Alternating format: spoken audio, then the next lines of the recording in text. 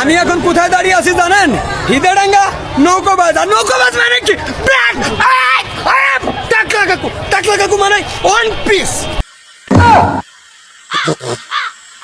তাতে আমার বাল ছিঁড়া গেল।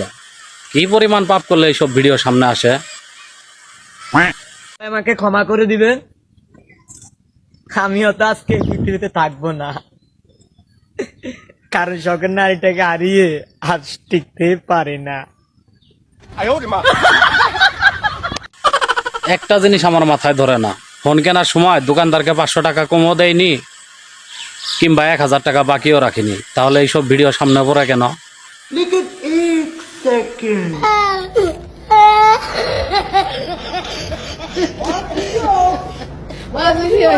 Oh my God.